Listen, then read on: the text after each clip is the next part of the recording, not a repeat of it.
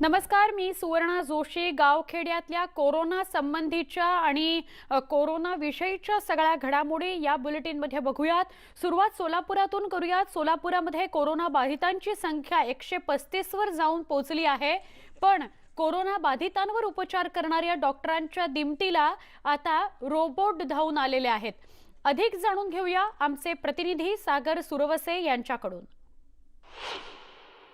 सोलापुरात कोरोनाग्रस्तांची संख्या आता 135 झाली आहे. यापैकी 22 लोकांना डिस्चार्ज देण्यात आलेला आहे, तर 8 लोकांचा मृत्यू झालेला आहे.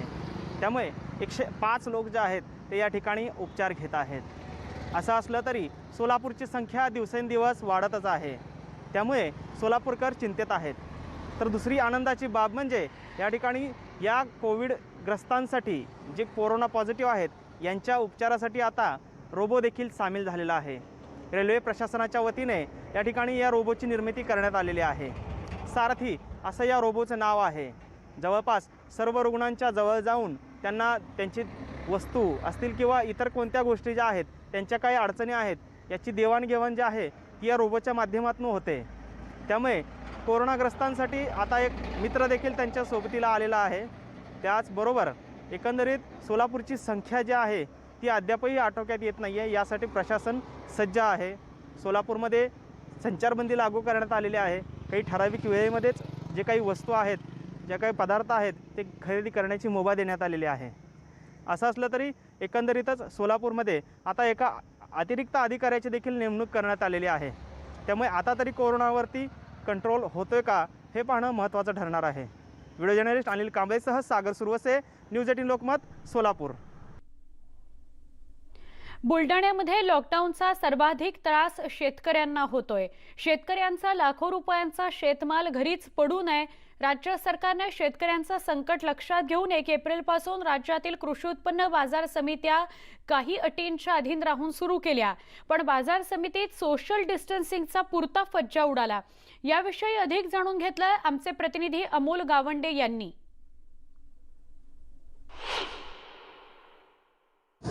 बुलढाणा जिल्ह्यातील खामगाव बाजार समितीमध्ये मोठ्या प्रमाणावर शेतकऱ्यांच्या मालाची आवक आपल्याला पाहायला मिळत आहे आणि बाजार समितीच्या वतीने मोठ्या प्रमाणावर कोरोनाच्या विरुद्ध लढण्यासाठी मोठ्या प्रमाणावर उपाययोजनासुद्धा करण्यात आलेल्या आहे. आपण पाहू शकतो की सॅनिटायझर रूमसुद्धा इथं उभारण्यात आलेली आहे, जेणेकरून याच्यामधून वाहन जाते आणि वाहनावर पूर्ण सॅनिटायझर करण्यात येते. आणि तशाच प्रकारे पाहू शकते कशा मोठ्या प्रमाणावर इथं वाहनांच्या रांगा लागलेल्या आहे. बाजार समितीच्या वतीने जे शेतकऱ्यांच्या मालाची नोंदणी करण्यात येते, नोंदणी केल्यानंतर त्यांना टोकन नंबर देण्यात येतो आणि टोकन नंबरच्या नुसार त्यांना कॉलद्वारे कळवण्यात येते की आज तुमचा माल घेऊन या. त्यामुळे मोठ्या प्रमाणावर इथं आपल्याला आवक येताना दिसून येत आहे. मोठ्या प्रमाणात आपण पाहू शकतो वाहने लागलेले आहे. त्या शेडमध्ये खूप मोठ्या प्रमाणात खरेदी सुरू आहे आणि तूर, गहू आणि चना अशा प्रकारचं मोठ्या प्रमाणावर इथं आवक दिसून येत आहे. बाजार समितीमध्ये मोठ्या प्रमाणावर नियोजन करता येईल आहे.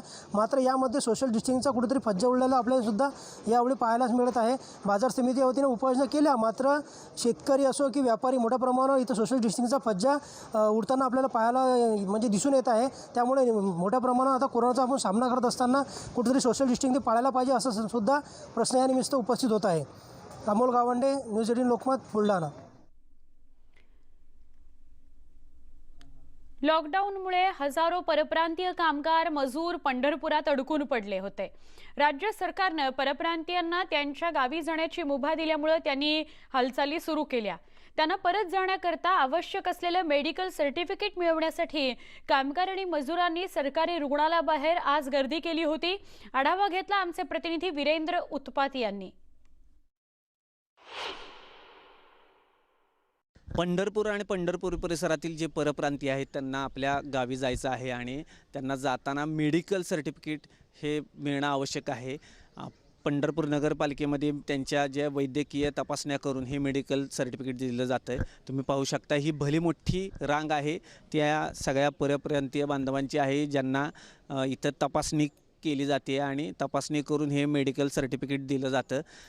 प्रत्येकाचं स्क्रीनिंग केलं जातं आहे आणि तपासणी करून हे सर्टिफिकेट दिलं जातं आहे. पंढरपूरचे जे तरुण नगरसेवक आहेत त्यांनी इथं जातीने लक्ष घालून या सरकारी दवाखान्यामध्ये त्यांच्या प्रत्येकाला मेडिकल सर्टिफिकेट देण्याची सोय करण्यात आलेली आहे आणि जेणेकरून त्यांची पुढील कुठलीही समस्याला त्यांना तोंड न देता त्यांच्या राज्यातील प्रशासन असू दे ते स्वतः असू देत हे त्यांना समस्याला तोंड द्यायला लागू नये ही ती काळजी घेतली जात आहे. पंढरपूरहून वीरेंद्रसिंह उत्पात, न्यूज 18 लोकमत. वाशिम जिल्हा हा ग्रीन झोनमध्ये येत असल्यानं अनेक दुकानं तिथं उघडण्यात आली. त्यामुळे वाशिमकरांनी दुकानांबाहेर गर्दी केलेली होती. ही गर्दी हटवण्याकरता पोलिसांना मग कारवाई करावी लागली, कारण सोशल डिस्टन्सिंगचा फज्जा उडालेला बघायला मिळाला. अधिक जाणून घेतलं आमचे प्रतिनिधी किशोर गोमाशे यांनी. वाशिम जिल्ह्यामध्ये कालपासून काही दुकानांना सवलती दिल्यानंतर नागरिकांनी मात्र बाजारपेठेत प्रचंड गर्दी केल्याचं दिसत आहे. आपण वाशिम शहरातील मुख्य बाजारपेठमध्ये इथे प्रचंड प्रमाणात लोकांनी गर्दी केल्याचं दिसत आहे. नागरिकांनी जे नियम घालून दिले होते ते सगळी पायदळी तोडल्यामुळे पोलिसांनी अवास्तव आलेल्या वाहनधारकांवर कडक कारवाईचं धोरण अवलंबलं आहे. आतापर्यंत वाशिम शहरासह इतर ठिकाणी हजारोहून अधिक वाहनांवर कारवाई करण्यात आली आहे.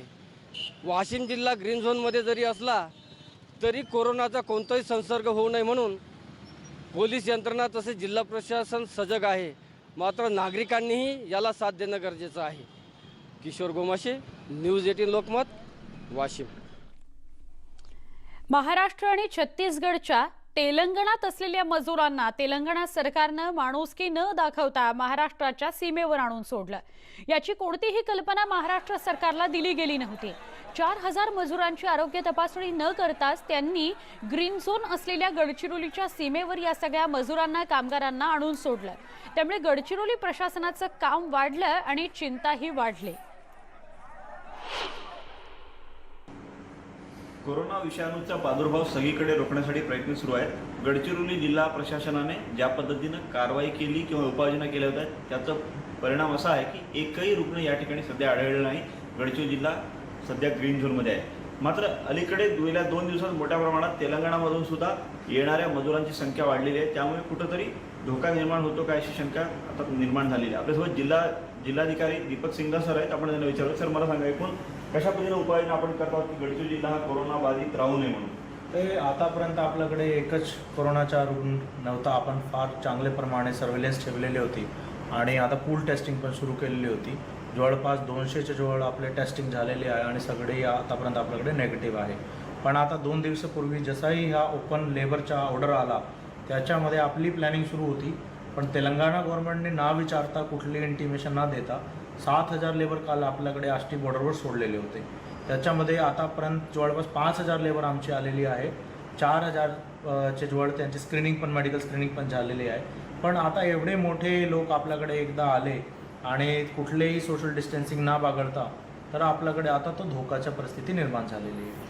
सर, मला सांगा की आता अजूनही मला वाटते काही अजून लेबर तिकडून तेलंगणा बॉर्डर क्रॉस करून येण्याच्या प्रयत्नात आहे आणि तेलंगणाचं जिल्हा प्रशासन सरळ तिथल्या ट्रकमध्ये बसून त्या लोकांना आणून सोडत आहे. पण नेमकं त्या लोकांना गंतव्य ठिकाणापर्यंत पोहोचवलं जात आहेत की अर्ध्या वाटेतच सोडून देत आहेत? कसा अनुभव आला? नाही, त्यांच्या काय आहे, तेलंगणा गव्हर्नमेंटने आपले जवळपास 14000 लोक आहे जे तेलंगणा आणि आंध्र प्रदेश गव्हर्नमेंटमध्ये जातो.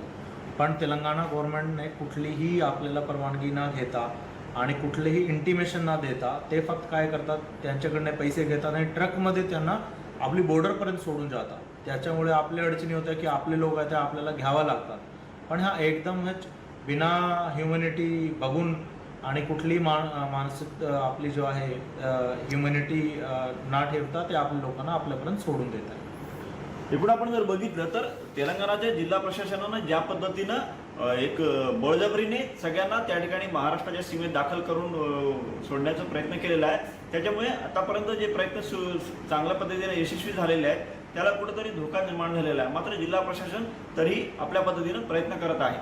महेश तिवारी, न्यूज 18 लोकमत, गडचिरोली. राज्यातील परप्रांतीयांना त्यांच्या मूळ गावी जाण्याची परवानगी देण्याचा निर्णय राज्य सरकारनं घेतला. त्यामुळे कामगार वसई विरारमधील पोलीस ठाण्याच्या बाहेर रांगा लावताना दिसले.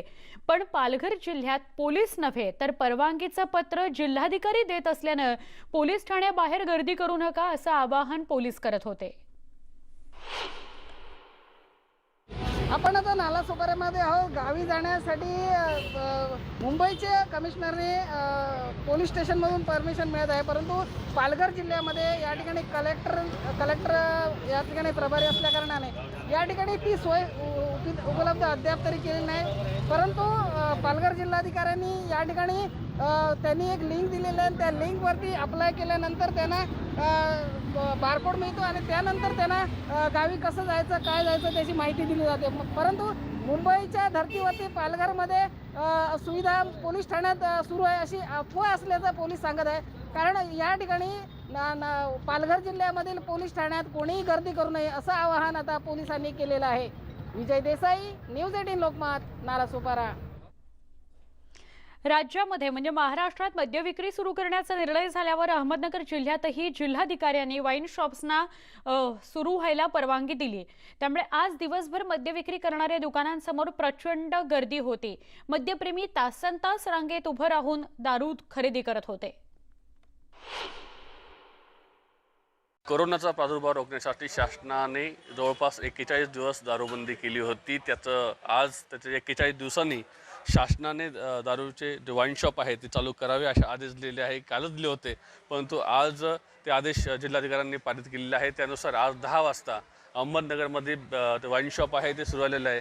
वाईन शॉप सुरू करताना ज्या नियम आणि अटी घालून दिल्या होत्या शासनाने, त्यामध्ये सोशल डिस्टन्सिंगचा जो विषय जो आहे तो पुरेपूर पाळला गेलेला आहे. कलर देऊन त्याच्या ठिकाणी उभं राहावं, त्याच्यावर सॅनिटायझर मारलं गेलेलं आहे आणि प्रत्येकाला मास्क हे कंपल्सरी आहे. तो कंपल्सरी असल्यामुळं जोपर्यंत त्या माणसाला मास्क नसेल त्याला दारू विक्री दिली जाणार नाही असं इथल्या मालकांनी सांगितलेलं आहे. त्यामुळे एकंदरीत पाहता अहमदनगर जिल्ह्यामध्ये ज्या प्रमाणावरती दारू विक्रीचा सुरू झालेला आहे त्याच्यावरती बऱ्याच ठिकाणी गर्दी आलेली आहे. त्यामुळे येणाऱ्या 2 दिवसामध्ये ही गर्दी केली जाईल. परंतु जिल्हाधिकाऱ्यांनी असं वॉर्निंग दिलेली आहे, जर सोशल डिस्टन्सिंग आणि शासनाच्या नियमाचं पालन केलं नाही तर ते वाईन शॉप बंद केले जातील असा इशाराही जिल्हाधिकाऱ्यांनी दिला आहे. Video journalist Kishor sir, Sahebrao Kokane, news 18 Lokmat, Ahmednagar. गावखेड्यातल्या कोरोना संदर्भातल्या बातम्या आपण बघणार आहोत. मात्र बुलेटिनमध्ये एक छोटासा ब्रेक, लगेच भेटू. पहा फक्त न्यूज 18 लोकमत.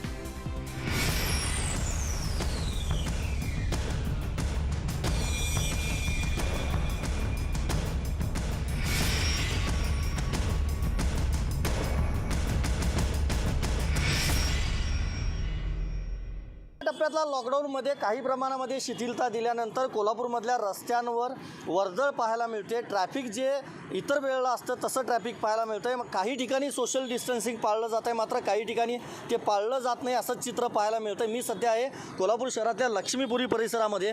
लक्ष्मीपुरी, राजारामपुरी, शाहूपुरी ह्या मुख्य बाजारपेठा समजल्या जातात कोल्हापूर शहरातल्या आणि आपण बघतोय की मोठी गर्दी आत्ताही आपल्याला या ठिकाणी पाहायला मिळते. सुरुवातीला मी दाखवतो उमा टॉकीजकडे जाणारं चित्र. दर रविवारी या भागामध्ये बाजार भरत असतो आणि आत्ताही आपल्याला या रस्त्यावर वर्दळ दिसते. त्याचं एक मुख्य कारण असं आहे की पुढं रस्त्यावर एक दारूचं दुकान आहे, त्यामुळे तिथं गर्दी पाहायला मिळते. उजव्या बाजूला जर आपण पाहिलं तर या ठिकाणी देखील रस्त्यावर गर्दी पाहायला मिळते. काही फळ विक्रेते आहेत, 2 व्हीलर्स धारक आपल्याला रस्त्यावर दिसत आहेत, 4 व्हीलर्स देखील दिसत आहेत. त्यामुळं जरी काही ठिकाणी सोशल डिस्टन्सिंग पाळलं जात असलं तरी वर्दळ मात्र रस्त्यावरची वाढलेली आहे. संध्याकाळी 7 नंतर मात्र पोलीस फिरायला देत नाहीत. आत्ताही आपण बघतोय मोठी गर्दी या लक्ष्मीपुरी परिसरात आपल्याला पाहायला मिळते. आणि दुकानांची जर परिस्थिती पाहिली तर काही दुकानं मात्र बंद आहेत. म्हणजे 5 दुकानं चालू करायची फक्त परवानगी दिली आणि काही दुकानं आपण बघतोय की अजूनही बंद आहेत. एखादं दुसरं दुकान आपल्याला या ठिकाणी उघडं असलेलं आपल्याला पाहायला मिळतं आहे. मात्र महत्त्वाची गोष्ट म्हणजे काही फेरीवाले जे आहेत, मग त्यामध्ये आंबा विक्रेते असतील किंवा इतर सजावटीचं साहित्य विकणारे काही फेरीवाले असतील, ते मात्र रस्त्यावर असल्याचं आपल्याला चित्र पाहायला मिळतं आहे. आणि संध्याकाळी 7 नंतर मात्र पोलिसांच्या गाड्या पुन्हा एकदा फिरायला चालू होतात आणि त्या काळामध्ये नागरिकांना फिरायला दिलं जात नाही. सध्या पाहिलं तर बँका असतील किंवा अत्यावश्यक ज्या सेवा आहेत त्या भागामध्ये मात्र नागरिकांची वर्दळ पाहायला मिळते. आणि काही वेळानंतर सिग्नल देखील चालू करावी लागतील का काय अशी देखील शक्यता कोल्हापूर शहरातल्या भागामध्ये अनेक ठिकाणी अशी पाहायला मिळते. त्यामुळं लॉकडाऊनमध्ये शिथिलता आल्यानंतर मोठ्या प्रमाणामध्ये कोल्हापूरकर बाहेर पडलेत असं म्हणता येईल. मार्केटमध्ये गर्दी पाहायला मिळते, दारूच्या दुकानांसमोर, किराणा मालाच्या दुकानांसमोर गर्दी पाहायला मिळते. मात्र काही ठिकाणी सोशल डिस्टन्सिंग पाळलं जातं आहे. महत्त्वाचं म्हणजे कोल्हापूरमध्ये आतापर्यंत फक्त 14 कोरोनाचे रुग्ण आढळलेले आहेत आणि एका व्यक्तीचा मृत्यू झाला आहे. त्यामुळे अजूनही कोल्हापूरकरांनी काळजी घेणं गरजेचं आहे. Sandeep Rajgolkar, news 18 Lokmat, Kolhapur. Red zone असलेल्या धुळे जिल्ह्यामध्ये सध्याच्या स्थितीत 32 कोरोनाबाधित रुग्ण आहेत. 6 रुग्णांचा आतापर्यंत मृत्यू झालाय, तर उर्वरित रुग्णांपैकी 1-2 नव्हे तब्बल 4 कोरोनाबाधित रुग्ण बरे होऊन आपल्या घरी परतले आहेत. विशेष म्हणजे यात एका 70 वर्षाच्या वृद्ध महिलेचा देखील समावेश आहे. त्या ठणठणीत बऱ्या होऊन घरी जात असताना सगळ्या डॉक्टर्सच्या स्टाफनी कर्मचाऱ्यांनी त्यांचं टाळ्या वाजवून स्वागत केलं. या सगळ्याविषयी अधिक जाणून घेऊया दीपक बोरसे आमचे प्रतिनिधी यांच्याकडून. कोरोनाचा हॉटस्पॉट बनू पाहणाऱ्या धुळे जिल्ह्यात 4 रुग्णांनी कोरोनावर मात केली आहे. या 4 रुग्णांपैकी 3 रुग्ण हे धुळे शहरातील असून शिंदखेडा तालुक्यातील ब्राह्मणे गावातील 70 वर्षाच्या आजींनी कोरोनावर अवघ्या 14 दिवसात मात केली आहे. धुळ्यातील भाऊसाहेब हिरे वैद्यकीय महाविद्यालयाच्या प्रशासनाच्या वतीनं या बऱ्या झालेल्या 4 रुग्णांवरती पुष्पवृष्टी करत त्यांचं अभिनंदन करण्यात आलं. अवघ्या 14 दिवसात कोरोनासारख्या आजारावर मात करणाऱ्या आजी या खऱ्या अर्थानं कोरोनाच्या योद्ध्या आहेत. एकाच दिवसात खानदेशात 4 रुग्ण बरे झाल्याने खानदेशातील डॉक्टरांचा आत्मविश्वास वाढला असून कोरोना विरोधातल्या या लढाईमध्ये खऱ्या अर्थानं बळ मिळालं आहे. दीपक बोरसे, न्यूज 18 लोकमत, धुळे. बुलेटिनमध्ये छोटासा एक ब्रेक. पुन्हा पहा फक्त न्यूज 18 लोकमत.